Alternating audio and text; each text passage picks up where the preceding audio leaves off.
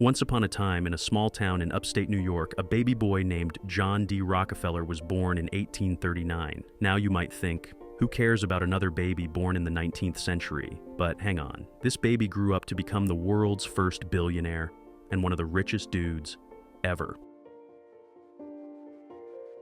Let's journey through the rags to riches story of John D. Rockefeller, a tale filled with grit, ambition, and a bit of controversy.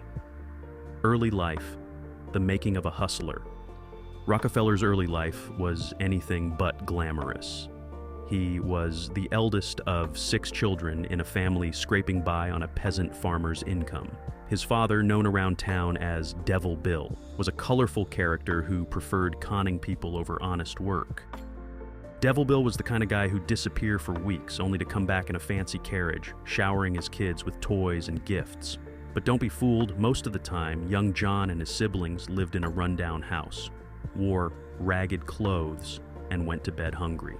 Despite the chaos at home, John's mom, Eliza, was a rock. She was deeply religious and instilled in John a sense of duty and a strong work ethic.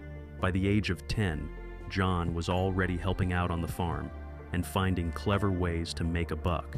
He even raised turkeys and sold them, making enough money to contribute to the family's meager income. The first step, from bookkeeper to entrepreneur.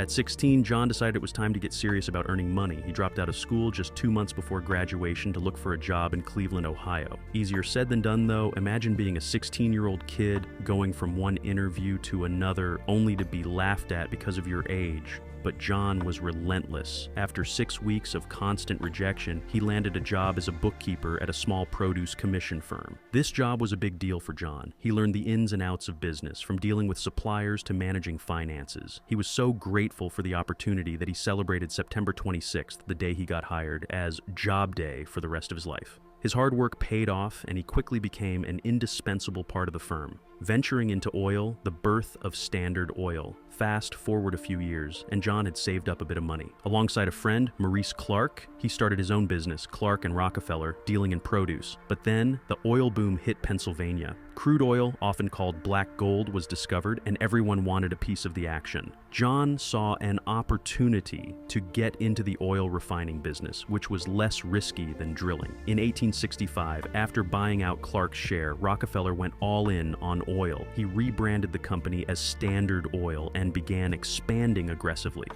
With his partner Henry Flagler, they built Standard Oil into a giant. Their business tactics were, well, let's just say, not exactly gentle. They struck secret deals with railroads to get lower transportation costs, squeezing out competitors who couldn't match their prices. Dominating the industry, ruthless and strategic.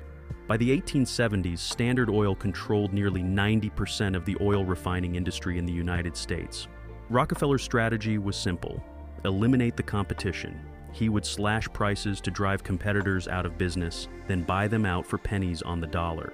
His ruthless business practices earned him a lot of enemies and a reputation as a cutthroat businessman. But John wasn't just about making money. He believed in efficiency and innovation. He invested heavily in modernizing his refineries, reducing waste, and improving productivity.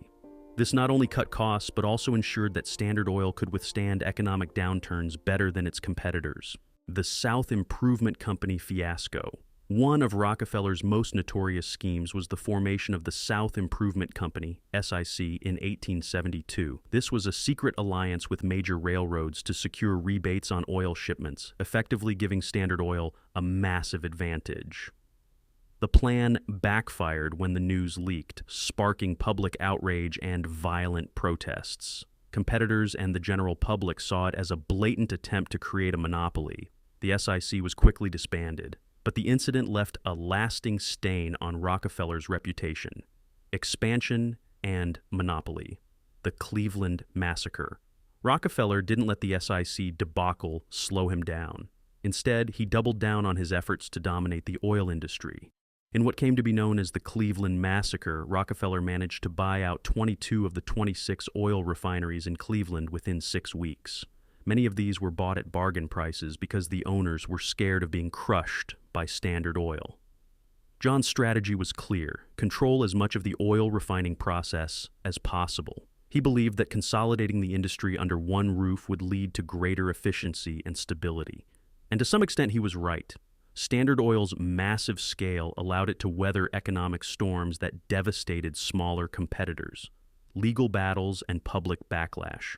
Rockefeller's monopolistic practices eventually caught the attention of the government. In the early 20th century, President Theodore Roosevelt made it his mission to break up the monopolies that dominated American industry. Standard Oil was at the top of the list. After years of legal battles, the Supreme Court ruled in 1911 that Standard Oil had to be dissolved into 34 smaller companies. But here's the kicker. This breakup actually made Rockefeller even richer. He held shares in all the new companies. And their combined value soared after the breakup. By the end of 1911, Rockefeller was on the verge of becoming the world's first billionaire. Talk about turning lemons into lemonade.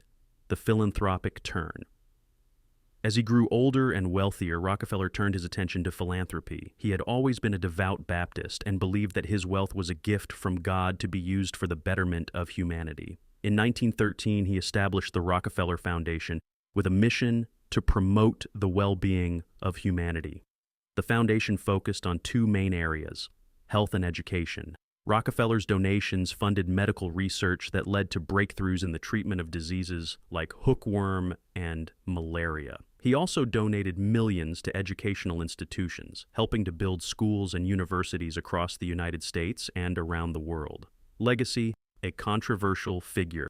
John D. Rockefeller's legacy is a mixed bag.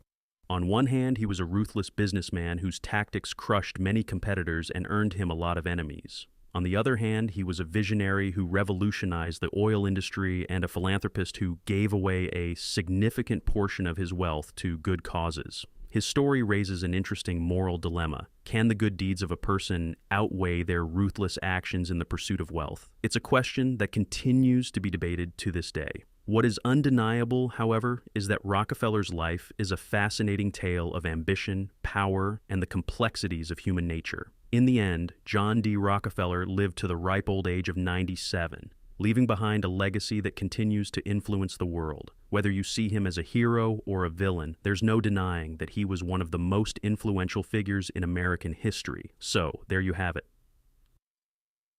The incredible story of John D. Rockefeller, the world's first billionaire. From his humble beginnings to his rise to power and his philanthropic endeavors, Rockefeller's life is a testament to the power of ambition and the complexities of wealth.